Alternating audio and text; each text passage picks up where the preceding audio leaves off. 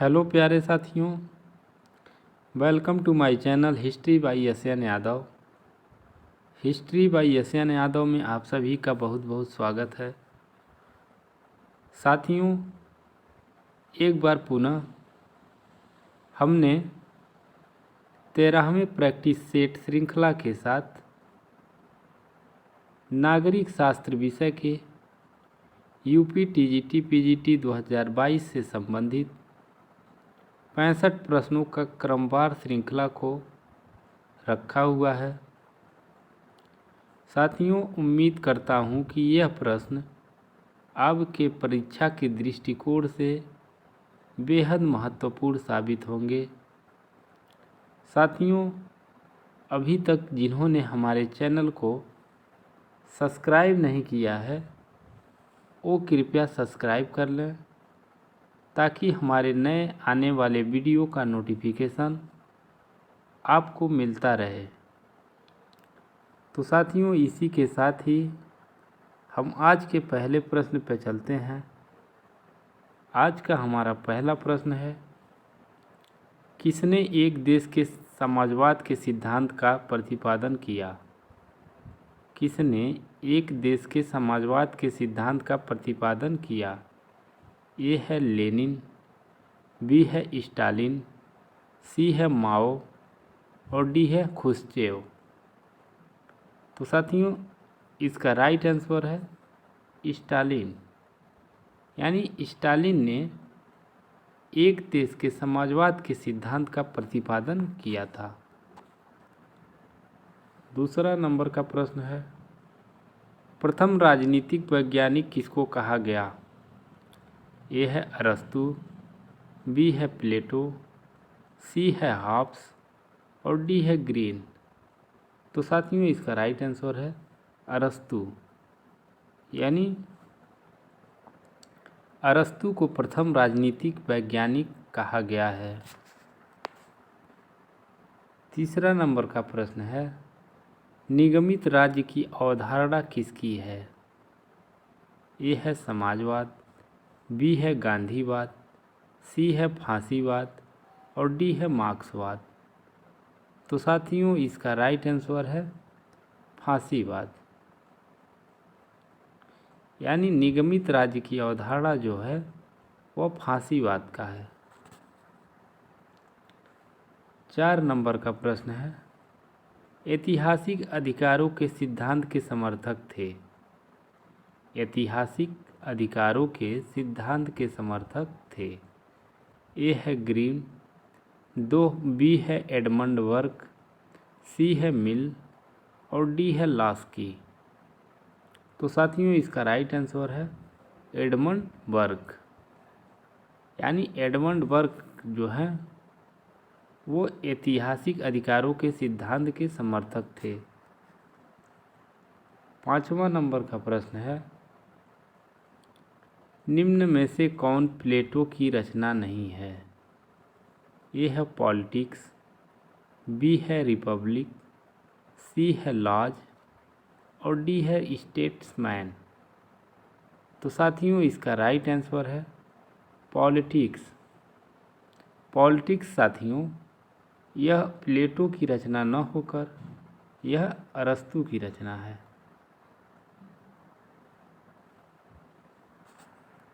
इसके अलावा Republic,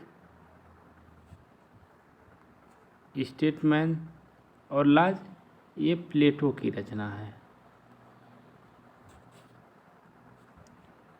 6 number का प्रश्न है, अधिकार सामाजिक जीवन की वे परिस्थितियां हैं जिनके बिना साधारणतः कोई मनुष्य अपना पूर्ण विकास नहीं कर सकता है। किसने कहा है? ये है मैकाइबर, बी है लास्की, सी है ग्रीन और डी है लॉक। तो साथियों, इसका राइट आंसर है लास्की। यानी अधिकार सामाजिक जीवन की वे परिस्थितियां हैं जिनके बिना साधारणतः कोई मनुष्य अपना पूर्ण विकास नहीं कर सकता। यह लास्की का स्टेटमेंट है। 7वां नंबर का प्रश्न है, परिवार और संपत्ति विषयक साम्यवाद का प्रतिपादन किसने किया? ए है अरस्तु, बी है प्लेटो, सी है ग्रीन और डी है लॉक। तो साथियों इसका राइट आंसर है प्लेटो। यानी प्लेटो ने परिवार और संपत्ति विषयक साम्यवाद का प्रतिपादन किया था। 8 नंबर का प्रश्न है, दार्शनिक अराजकतावादी किसे कहा गया है? दार्शनिक अराजकतावादी किसे कहा गया है? ए है रूसो, डी है लासेल, सी है एम.के. गांधी और डी है बेंथम। तो साथियों इसका राइट आंसर है एम.के. गांधी।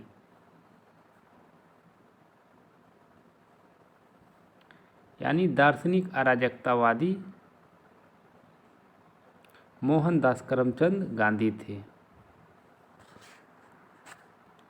9 नंबर का प्रश्न है, रिपब्लिक किसकी रचना है? ए है ग्रीन, बी है अरस्तु, सी है हॉब्स और डी है प्लेटो। तो साथियों इसका राइट आंसर है प्लेटो। यानी रिपब्लिक जो है वह प्लेटो की रचना है। 10 नंबर का प्रश्न है, निम्नलिखित में से किस रचना ने गांधी जी को सर्वाधिक प्रभावित किया? ए है ग्रामर ऑफ पॉलिटिक्स, बी है पॉवर्टी ऑफ फिलॉसफी, सी है डिस्कवरी ऑफ इंडिया और डी है अनटू द लास्ट। तो साथियों में इसका राइट आंसर है अनटू द लास्ट। यानी अनटू द लास्ट से गांधी जी सर्वाधिक प्रभावित हुए थे। 11 नंबर का प्रश्न है, राज्य की सर्वश्रेष्ठ परिभाषा किसने दी? किसने की? ए है हॉब्स, बी है गार्नर, सी है लॉक और डी है बेंथम। तो साथियों इसका राइट आंसर है गार्नर। यानी राज्य की सर्वश्रेष्ठ परिभाषा गार्नर के द्वारा दिया गया था। गार्नर के द्वारा दिया गया था। 12 नंबर का प्रश्न है, कौटिल्य का मंडल सिद्धांत किससे संबंधित है? ए है प्रशासन, बी है विदेश नीति, सी है आर्थिक नीति और डी है न्यायिक नीति। तो साथियों इसका राइट आंसर है विदेश नीति। यानी कौटिल्य का मंडल सिद्धांत विदेश नीति से संबंधित था। 13 नंबर का प्रश्न है, कौन प्रभुसत्ता को वर्ग शक्ति मानता है? कौन प्रभुसत्ता को वर्ग शक्ति मानता है? ए है मार्क्सवाद, बी है श्रेणी समाजवाद, सी है फेबियनवाद और डी है उदारवाद। तो साथियों इसका राइट आंसर है मार्क्सवाद। यानी मार्क्सवाद प्रभुसत्ता को वर्ग शक्ति मानता है। यानी वर्ग शक्ति मतलब वर्ग संघर्ष मानता है। अगला प्रश्न है, प्रभुसत्ता नागरिकों और शक्तियों के ऊपर एक ऐसी शक्ति है जिस पर कानून का कोई बंधन नहीं होता है। किसने कहा? ए है हॉब्स, बी है ऑस्टिन, सी है बोदा और डी है लॉक।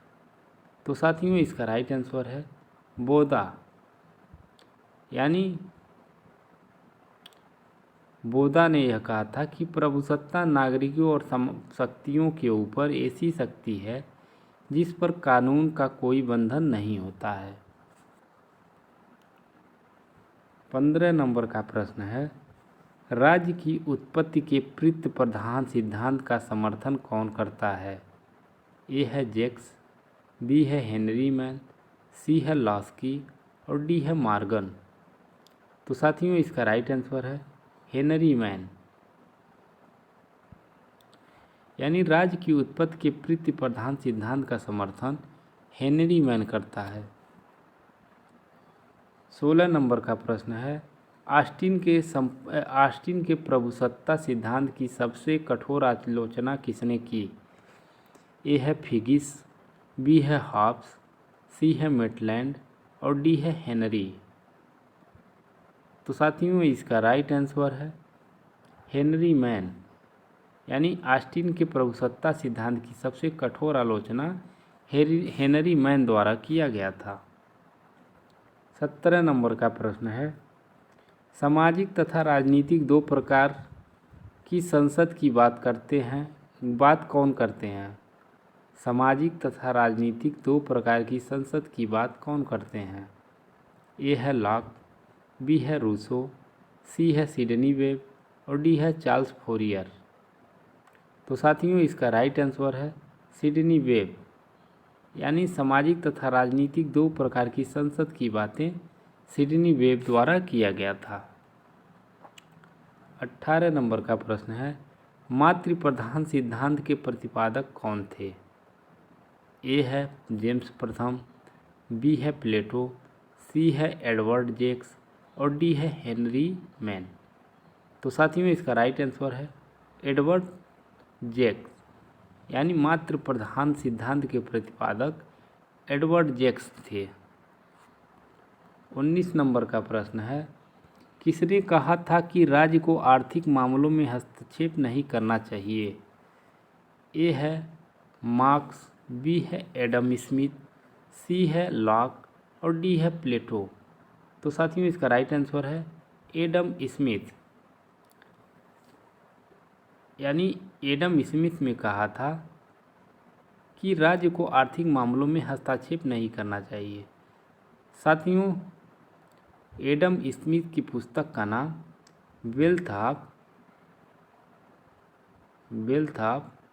नेशन था।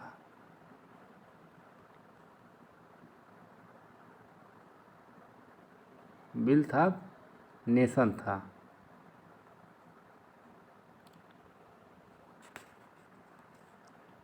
बीस नंबर का प्रश्न है, राज्य को एक आवश्यक बुराई मानता है।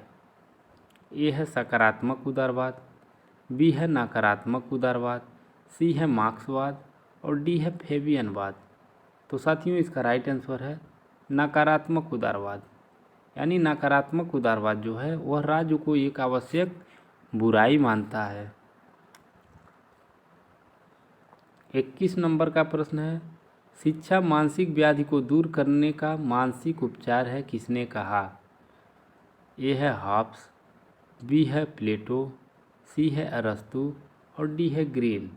तो साथियों इसका राइट आंसर है प्लेटो। यानी प्लेटो ने कहा था कि शिक्षा मानसिक व्याधि को दूर करने का मानसिक उपचार है। 22 नंबर का प्रश्न है, नाजीवाद किससे संबंधित है? ए है मार्क्स, बी है लेनिन, सी है माओ और डी है हिटलर। तो साथियों इसका राइट आंसर है हिटलर। यानी नाजीवाद हिटलर से संबंधित था।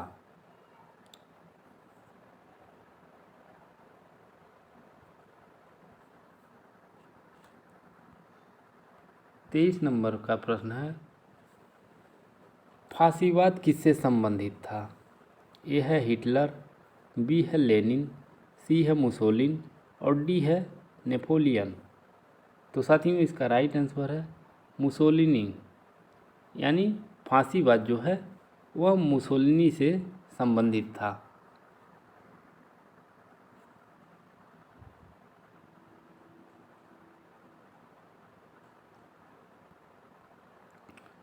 चौबीस नंबर का प्रश्न है, फांसीवाद किस सदी की विचारधारा है? ए है 20वीं सदी, बी है 18वीं सदी, सी है 17वीं सदी और डी है 19वीं सदी। तो साथियों इसका राइट आंसर है 20वीं सदी। यानी फांसीवाद जो है वह 20वीं सदी का विचारधारा है। 25 नंबर का प्रश्न है, प्रजातांत्रिक केंद्रीकरण के सिद्धांत का प्रतिपादन किसने किया? ए है मार्क्स, बी है स्टालिन, सी है लेनिन और डी है माओ। तो साथियों इसका राइट आंसर है लेनिन। यानी लेनिन ने प्रजातांत्रिक केंद्रीकरण के सिद्धांत का प्रतिपादन किया था। 26 नंबर का प्रश्न है, मार्क्सवाद का प्रमुख सिद्धांत कौन है? मार्क्सवाद का प्रमुख सिद्धांत कौन है? ए है वर्ग संघर्ष, बी है द्वंद्वात्मक भौतिकवाद, सी है क्रांति का सिद्धांत और डी है अतिरिक्त मूल्य का सिद्धांत। तो साथियों इसका राइट आंसर है द्वंद्वात्मक भौतिकवाद का सिद्धांत। कौन सा सिद्धांत? तो द्वंद्वात्मक भौतिकवाद का सिद्धांत। मार्क्स का प्रमुख सिद्धांत द्वंद्वात्मक भौतिकवाद का सिद्धांत था। 27 नंबर का प्रश्न है, निम्न में से कौन सा दार्शनिक आधुनिक व्यक्तिवाद का प्रतिपादन माना जाता है? निम्न में से कौन सा दार्शनिक आधुनिक व्यक्तिवाद का प्रतिपादक माना जाता है? ए है एच.जे. लास्की, बी है हॉब्स, सी है ग्राहम बलास और डी है लीकॉक। तो साथियों इसका राइट आंसर है ग्राहम बलास। यानी ग्राहम बलास जो है वह व्यक्तिवाद का प्रतिपादक माना जाता है, आधुनिक व्यक्तिवाद का प्रतिपादक माना जाता है। 28 नंबर का प्रश्न है, मार्क्सवादी किस सदी की विचारधारा है? ए है 19वीं सदी, बी है 16वीं सदी, सी है 17वीं सदी और डी है 20वीं सदी। तो साथियों इसका राइट आंसर है 19वीं सदी। यानी मार्क्सवाद जो है वो 19वीं सदी का विचारधारा है। 29 नंबर का प्रश्न है, राज्य की उत्पत्ति युद्धों द्वारा हुई है, किसने कहा? ए है त्रित्स्के, बी है डेविड ह्यूम, सी है ओपनहाइमर और डी है बर्गेस। तो साथियों इसका राइट आंसर है ओपनहाइमर। यानी राज्य की उत्पत्ति युद्धों द्वारा हुई है, यह ओपनहाइमर के द्वारा कहा गया था।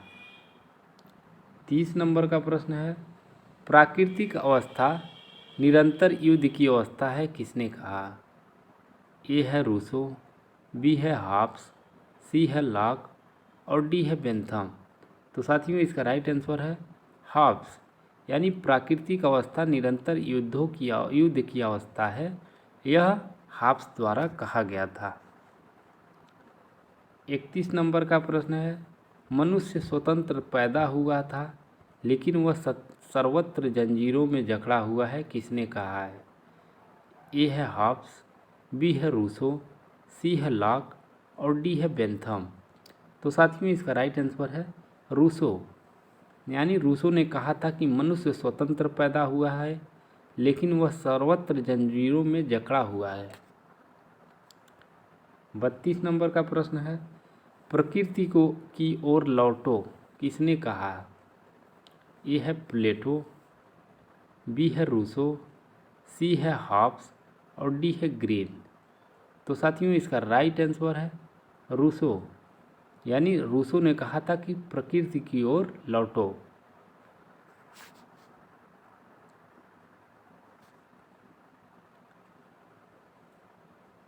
33 नंबर का प्रश्न है, किसने दो प्रकार के समझौते, एक सामाजिक दूसरा सरकारी का प्रतिपादन किया है? ए है लॉक, बी है ग्रीन, सी है हॉब्स और डी है मैकियावेली। तो साथियों इसका राइट आंसर है लॉक। यानी लॉक ने दो प्रकार के समझौते, एक सामाजिक दूसरा सरकारी का प्रतिपादन किया है। 34 नंबर का प्रश्न है, उदारवाद का जनक किसको कहा जाता है? ए है हॉब्स, बी है लॉक, सी है ग्रीन और डी है बेंथम। तो साथियों इसका राइट आंसर है लॉक। लॉक को साथियों उदारवाद का जनक कहा जाता है। 35 नंबर का प्रश्न है, वर्तमान समय में राज्य की उत्पत्ति का कौन सा सिद्धांत सबसे अधिक मान्य है? ए है दैवी, बी है ऐतिहासिक, सी है शक्ति और डी है आर्थिक। तो साथियों इसका राइट आंसर है ऐतिहासिक। यानी वर्तमान में राज्य की उत्पत्ति का ऐतिहासिक सिद्धांत सबसे अधिक मान्य है। 36 नंबर का प्रश्न है, पितृ प्रधान सिद्धांत के प्रतिपादक थे? ए है ग्रीन, बी है एडवर्ड जैक्स, सी है प्लेटो और डी है हेनरी मैन।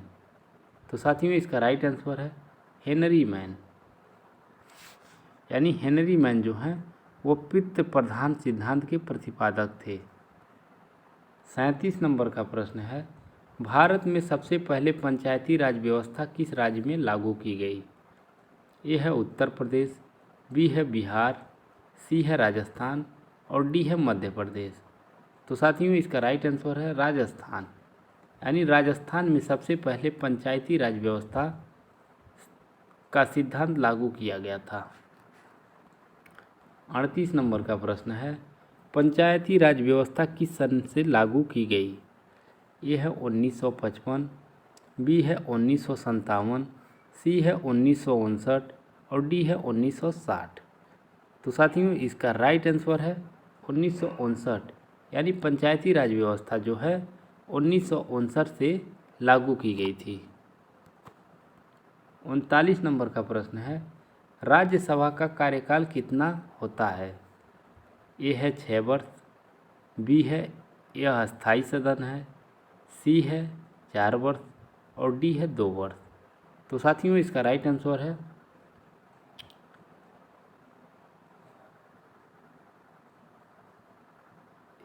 राज्यसभा का कार्यकाल जो होता है वो 6 वर्ष का होता है। साथियों इसमें बी ऑप्शन दिया है, यह एक अस्थायी सदन है। साथियों ये भी ऑप्शन आपका सही है। इसके जो सदस्य होते हैं उन सदस्यों का 1/3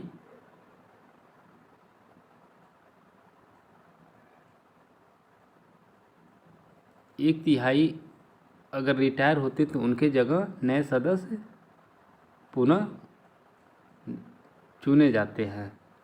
तो साथियों ये भी ऑप्शन आपका सही होगा, लेकिन अगर इसमें कार्यकाल पूछा है तो कार्यकाल उनका 6 वर्ष होता है। 40 नंबर का प्रश्न है, अध्यात्मात्मक शासन प्रणाली में वास्तविक शक्तियों का उपभोग कौन करता है? ए है कांग्रेस, बी है सीनेट, सी है राष्ट्रपति और डी है कैबिनेट। तो साथियों इसका राइट आंसर है राष्ट्रपति, यानी अध्यात्मात्मक शासन प्रणाली में वास्तविक शक्तियों का उपभोग राष्ट्रपति करता है। 41 नंबर का प्रश्न है, भारत का संघीय प्रतिमान किस देश से मिलता जुलता है? भारत का संघीय प्रतिमान किस देश से मिलता जुलता है? ए है कनाडा, बी है यूके, सी है यूएसएसआर और डी है अमेरिका। तो साथियों इसका राइट आंसर है कनाडा, यानी भारत का संघीय प्रतिमान जो है वह कनाडा देश से मिलता जुलता है। 42 नंबर का प्रश्न है, भारत में वित्तीय आपातकाल की घोषणा आज तक कितनी बार की गई है?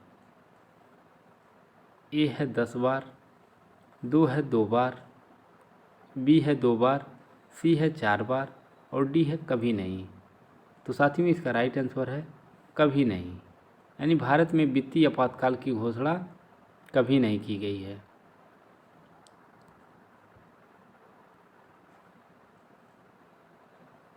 43 नंबर का प्रश्न है, विश्व में किस देश का संविधान अलिखित है? ए है भारत, बी है ब्रिटेन, सी है अमेरिका और डी है चीन। तो साथियों इसका राइट आंसर है ब्रिटेन, यानी ब्रिटेन का संविधान जो है वह अलिखित संविधान का उदाहरण है।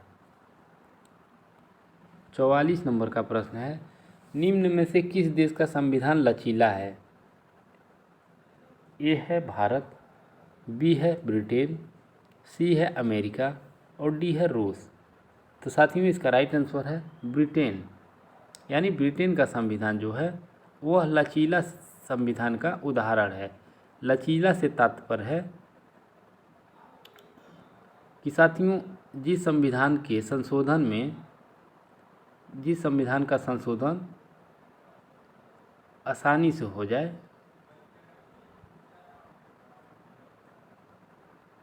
उसे लचीले संविधान की श्रेणी में रखा गया है, यानी किसी विशेष बहुमत की आवश्यकता न हो, किसी विशेष बहुमत की आवश्यकता न हो,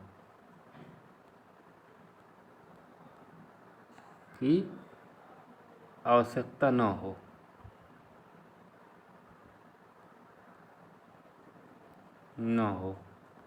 उसे लचीले संविधान की श्रेणी में रखा गया है। 45 नंबर का प्रश्न है, एक अलिखित संविधान कैसा होता है? ए है पूर्णतः अलिखित, बी है कुछ भाग अलिखित, सी है अधिकांश अलिखित और डी है संविधान सभा द्वारा इसकी घोषणा की जाती है। तो साथियों इसका राइट आंसर है अधिकांश अलिखित। यानी एक अलिखित संविधान जो होता है उसका अधिकांश भाग जो होता है वो अलिखित तौर पर होता है। 46 नंबर का प्रश्न है, भारत में कौन सी प्रणाली है? ए है अध्यात्मात्मक, बी है अर्ध अध्यात्मात्मक, सी है संसदीय और डी है अर्ध संसदीय। तो साथियों इसका राइट आंसर है संसदीय। यानी भारत में संसदीय प्रणाली प्रचलित है। 47 नंबर का प्रश्न है, संसदीय शासन प्रणाली में मंत्रिमंडल किसके प्रति उत्तरदायी होता है? ए है राष्ट्रपति, बी है व्यवस्थापिका, सी है प्रधानमंत्री और डी है लोकसभा की अध्यक्ष। तो साथियों इसका राइट आंसर है व्यवस्थापिका।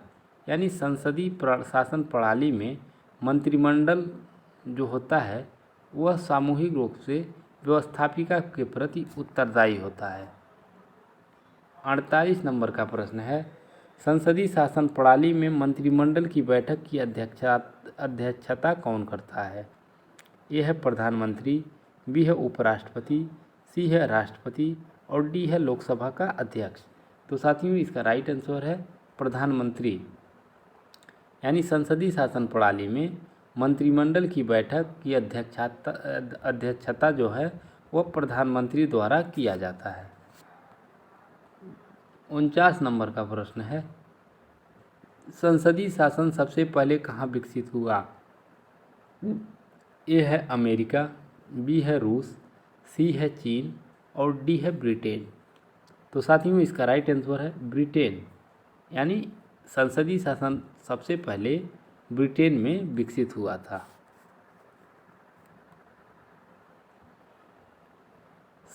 50 नंबर का प्रश्न है, संसदीय व अध्यात्मात्मक शासन प्रणाली को किस आधार पर वर्गीकृत किया जाता है? ए है अलिखित तथा लिखित संविधान के आधार पर, बी है कठोर तथा लचीले संविधान के आधार पर, सी है व्यवस्थापिका व कार्यपालिका के संबंधों के आधार पर और डी है राजनीतिज्ञों तथा सिविल सर्वेंट के संबंधों के आधार पर। तो साथियों इसका राइट आंसर है व्यवस्थापिका व कार्यपालिका के संबंधों के आधार पर। 51 नंबर का प्रश्न है, भारत की संघीय व्यवस्था को किसने अर्धसंघीय कहा है? ए है फाइनर, बी है वेबर, सी है आमंड और डी है केसी व्हीयर। तो साथियों इसका राइट आंसर है केसी व्हीयर। यानी भारत की संघीय व्यवस्था को अर्धसंघीय केसी व्हीयर ने कहा है। 52 नंबर का प्रश्न है, निम्न में से किस देश में एकात्मक शासन है? ए है ब्रिटेन, बी है यूएसए, सी है यूएसएसआर और डी है स्विट्जरलैंड। तो साथियों इसका राइट आंसर है ब्रिटेन। यानी ब्रिटेन जो है वे ब्रिटेन में एकात्मक शासन व्यवस्था प्रचलित है। 53 नंबर का प्रश्न है, संघीय प्रणाली वाले राज्य में किस प्रकार की नागरिकता प्रदान की जाती है? ए है एकहरी नागरिकता, बी है किसी प्रकार की नागरिकता नहीं, सी है 3 प्रकार की और डी है दोहरी नागरिकता। तो साथियों इसका राइट आंसर है दोहरी नागरिकता। यानी संघीय प्रणाली वाले राज्य में दोहरी नागरिकता प्रदान की जाती है। एक केंद्र की नागरिकता और दूसरा जिस राज्य का नागरिक है यानी राज्य की नागरिकता।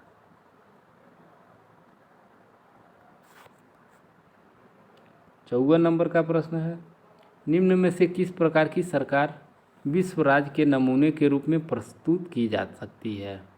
यह है संघात्मक, बी है एकात्मक, सी है दोनों और डी है कोई नहीं। तो साथियों इसका राइट आंसर है संघात्मक। 55 नंबर का प्रश्न है, प्रदत्त व्यवस्थापन के क्या परिणाम रहे? यह नौकरशाही की शक्तियों में कमी आई, बी है इनके कारण नौकरशाही शक्तियों में वृद्धि हुई है, सी है कोई प्रभाव नहीं पड़ा और डी है उक्त में से कोई नहीं। तो साथियों इसका राइट आंसर है इसके कारण नौकरशाही शक्तियों में वृद्धि हुई है। यानी प्रदत्त व्यवस्थापन के परिणाम जो हैं उसके परिणाम स्वरूप इसके कारण नौकरशाही शक्तियों में वृद्धि हुई है। 56 नंबर का प्रश्न है, मंत्रिमंडलीय शासन को किस रूप में माना जाता है? मंत्रिमंडलीय शासन को किस रूप में जाना जाता है? जाना होगा यहाँ, जाना जाता है। यह है असंसदीय शासन के रूप में, बी है उत्तरदायी शासन के रूप में, सी है निरंकुश शासन के रूप में और डी है मिलीजुली सरकार के रूप में। तो साथियों इसका राइट आंसर जो है वह है उत्तरदायी शासन के रूप में। यानी मंत्रिमंडलीय शासन को उत्तरदायी शासन के रूप में जाना जाता है। 57 नंबर का प्रश्न है, संविधान के निर्माण में कितना समय लगा? यह है 2 वर्ष, बी है 2 वर्ष 11 माह 18 दिन, सी है 2.5 वर्ष और डी है 3 वर्ष। तो साथियों इसका राइट आंसर है 2 वर्ष 11 माह 18 दिन। यानी संविधान के निर्माण में कुल 2 वर्ष 11 माह और 18 दिन का समय लगा था। 58 नंबर का प्रश्न है, भारत के संविधान में नीति निर्देशक सिद्धांत कहाँ से प्राप्त किए गए थे? ए है फ्रांस, बी है आयरलैंड, सी है जर्मनी और डी है ब्रिटेन। तो साथियों इसका राइट आंसर जो है वो है आयरलैंड। यानी आयरलैंड के संविधान से नीति निर्देशक तत्व सिद्धांत जो हैं वह भारतीय संविधान में लिए गए हैं। 59 नंबर का प्रश्न है, निम्न संशोधनों में से किसे संविधान का लघु संशोधन कहते हैं? ए है 24वां, बी है 38वां, सी है 42वां और डी है 44वां। तो साथियों इसका राइट आंसर जो है वो है 42वां। यानी 42वें संशोधन को संविधान का लघु संशोधन कहते हैं। साथियों इसी को 42वें संशोधन को मिनी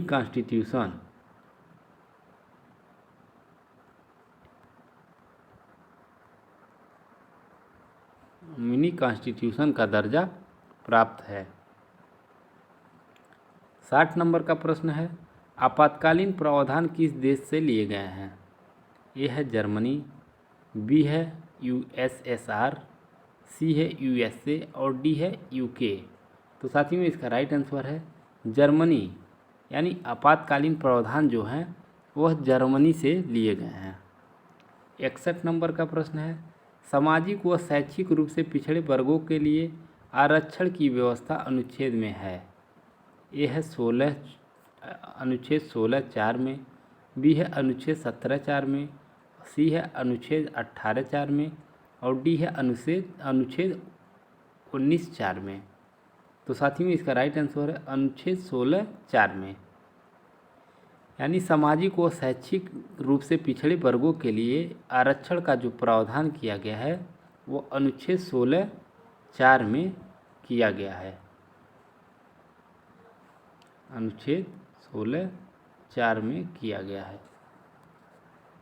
62 नंबर का प्रश्न है, संविधान में किस अनुच्छेद में अंतर्राष्ट्रीय शांति स्थापना का वर्णन है? ए है 49, बी है 55, सी है 51 और डी है 47।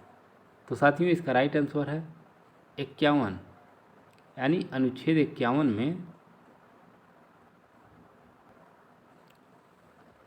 अंतर्राष्ट्रीय शांति स्थापना का वर्णन किया गया है। 63 नंबर का प्रश्न है, मूल अधिकारों का वर्णन संविधान के किस भाग में है? ए है 2, बी है 4, सी है 5 और डी है 3। तो साथियों इसका राइट आंसर है 3। यानी मूल अधिकारों का वर्णन संविधान के तीसरे भाग में वर्णित है। 64 नंबर का प्रश्न है, नीति निर्देशक तत्वों का वर्णन संविधान के किस भाग में है? ए है चौथे, बी है तीसरे, सी है दूसरे और डी है पहले। तो साथियों इसका राइट आंसर है चौथे, यानी चौथे भाग में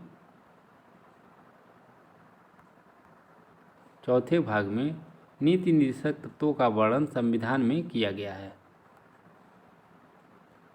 65 नंबर का प्रश्न और आज का अंतिम प्रश्न है, किसने यह कहा था कि नीति निर्देशक सिद्धांत उस चेक के समान है जो सुधार के आधार पर भुनाया जा सकता है? ए है नेहरू, बी है गांधी, सी है प्रोफेसर केटी शाह और डी है अंबेडकर। तो साथियों इसका राइट आंसर है प्रोफेसर केटी शाह, यानी प्रोफेसर केटी शाह द्वारा कहा गया था कि नीति निर्देशक सिद्धांत उस चेक के समान है जो सुधार के आधार पर भुनाया जा सकता है। तो साथियों इसी के साथ हमारा आज का प्रैक्टिस सेशन समाप्त हुआ और उम्मीद करता हूँ साथियों कि यह प्रश्न जो हैं आपको बेहद पसंद आएंगे। तो साथियों अगर यह प्रश्न जो हैं आपको पसंद आए तो इसको लाइक, सब्सक्राइब और अपने यार दोस्तों में शेयर ज़रूर करिएगा ताकि अधिक से अधिक लोग इसका लाभ उठा सकें। तो साथियों इसी के साथ हम आपसे विदा ले रहे हैं और कल पुनः कुछ नए प्रश्नों के साथ और नए श्रृंखला के साथ आपके समक्ष उपस्थित होंगे।